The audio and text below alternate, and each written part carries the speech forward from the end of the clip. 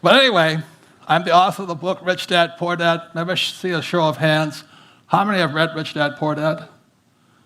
Oh, good, some of you have. Who has not yet read the book here?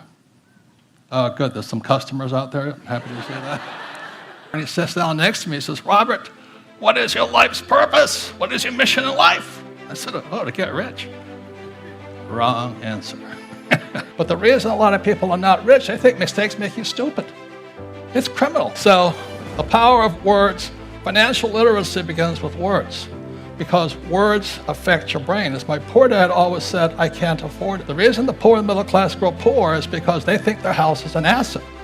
That's how you change the world. But we change your words, you change your life.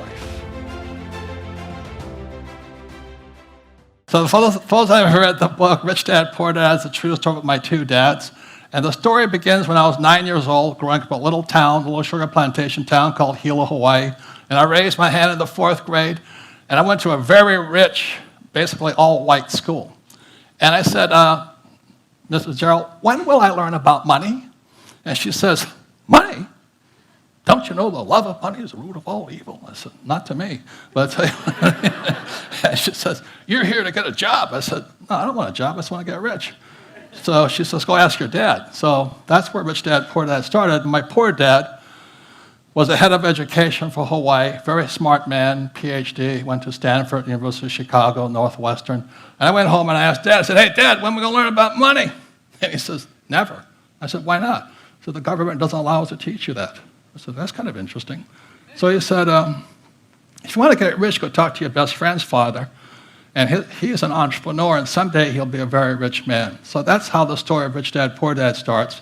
When I was 9 years old, I went to my rich dad's office, being an entrepreneur, and he started teaching his son and me about why the rich get richer. And that's my financial education began. So I wrote this book. It came out in 1997. So far, it's sold about 41 million copies in 50 languages throughout the world. So I'll give a little bit of my background. I don't do it for the applause. It's send the cash. But anyway. Anyway, this is Hilo, Hawaii to New York City. I didn't do well in school. I was a straight C- student. But I did. And having the old man as the head of education wasn't easy, you know. So anyway, I got 2 congressional nominations, one to U.S. Naval Academy, Annapolis, Maryland, one to U.S. Merchant Marine Academy at Kings Point, New York. So I took New York because we're the highest paid graduates in the world. And this is me at Kings Point here.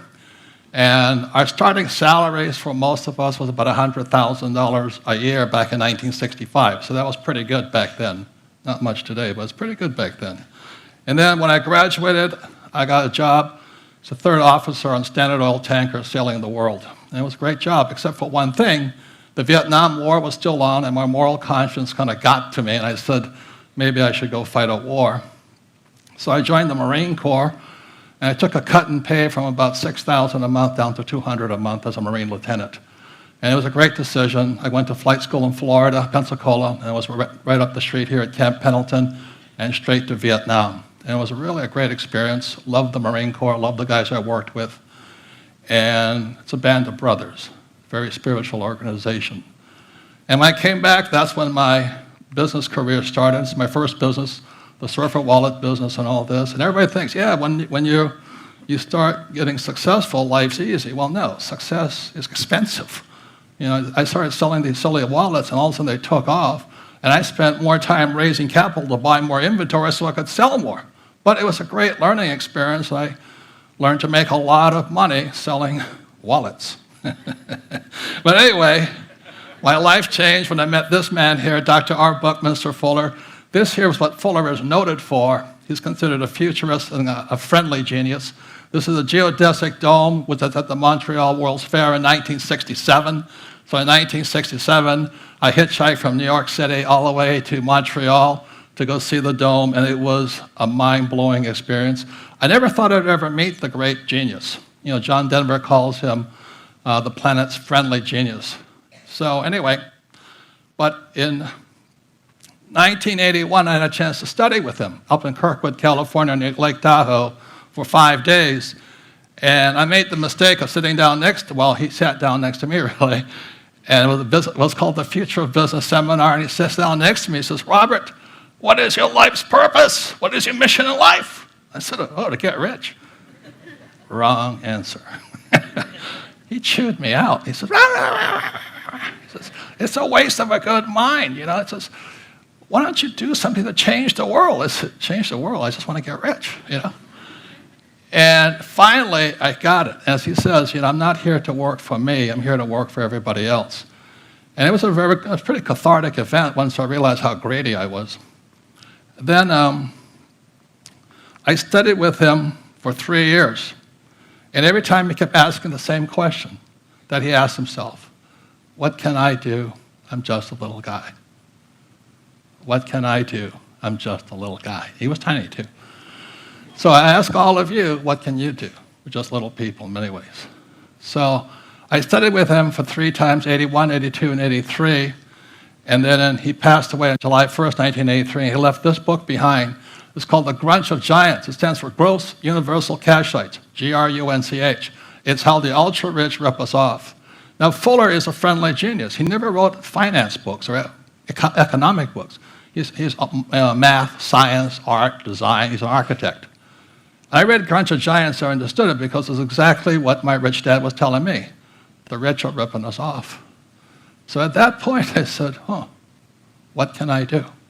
I'm just a little guy. And I decided at that time I would take on grunge. And for those of you who wonder who grunge is, you may just notice that those crashes we just had, we got bailed out. The rich got bailed out. Let me tell you, ladies and gentlemen, Bernanke and the president and Paulson stand up there and they say, this was a mistake. We had to save the economy. That's a lie. I hesitate to tell you that. It's a lie. They bailed out the rich. It is part of their business plan. It goes on all the time. So, ladies and gentlemen, I said in 1983, I got to do something about this. And what can a little guy do is take on the biggest banks, the Federal Reserve Bank, which is not a bank, not federal, no reserves, not American. Get the hint? And I could take on Wall Street, I could take on government, but I could also take on the school system. See, ladies and gentlemen, those crashes, these bailouts are not accidents. And neither is it an accident there's no financial education in school. What my research found since 1983 is premeditated. Just as prior to the Civil War it was illegal to educate a slave, we're not allowed to learn about money in school.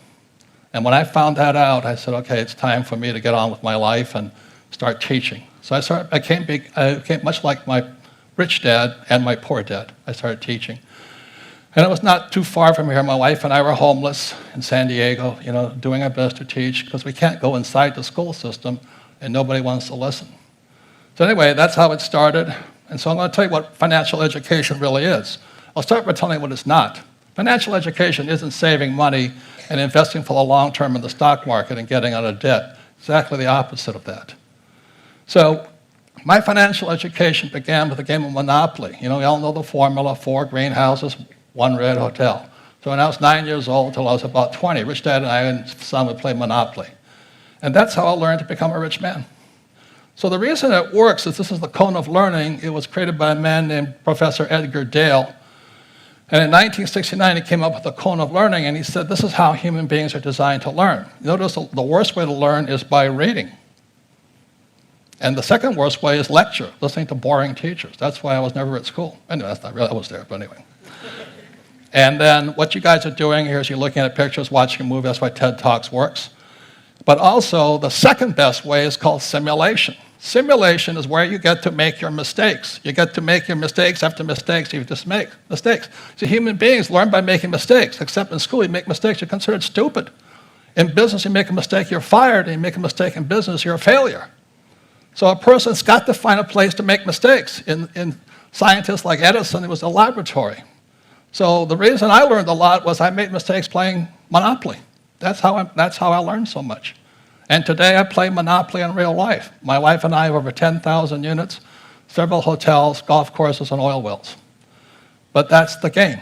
Once you learn it in your brain by playing games, Simulations are the way you learn. So you practice, practice, practice, practice, practice. You make mistake after mistake after mistake. Like a golfer makes a mistake after mistake after mistake, then they turn pro. But the reason a lot of people are not rich, they think mistakes make you stupid. It's criminal. A baby cannot learn to walk unless they fall down. You can't learn to ride a bicycle until you fall off the bicycle. So that's where our school system's letting us down. So I love the military because they taught us to make mistake after mistake after mistake. Every day we flew, we practiced emergency procedures, and every day I killed my engine to fly my aircraft without an engine. And this here is me doing the real thing. I went down 3 times in Vietnam. And if not for practicing crashing, I wouldn't be here today. All 5 of my crew came home alive. So what I did was, after Bucky kind of chewed me out, he says, what can I do? I'm just a little guy. My wife and I created this board game called Cash Flow, but this is the key to the cash flow game here. This is called a financial statement. You add a financial statement to Monopoly, you have cash flow. This is financial literacy, how you understand numbers. So the beauty of the cash flow game is today we have thousands and thousands of cash flow clubs all over the world, people teaching people without having to go through school and getting into student loan debt. Now, you have to go to school to be a doctor, a lawyer, an engineer, but you don't have to go to school to be rich.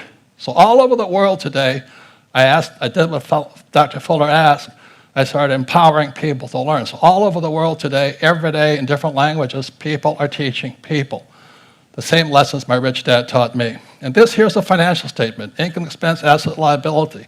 The beauty of this here is this. This is your report card when you leave school. My banker's never asked me my grade point average or what school I went to. My banker wants to see my financial statement.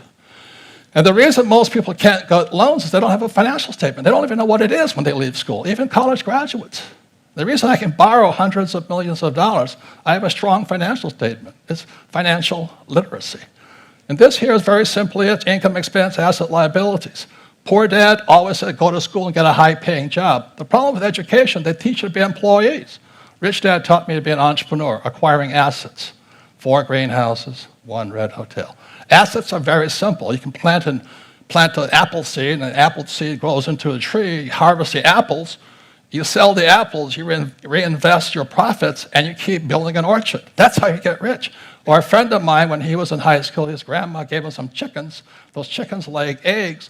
He sold the eggs and reinvested it. And when he was 45, I think he sold his business. He was selling 10 million eggs a day to Costco and Walmart.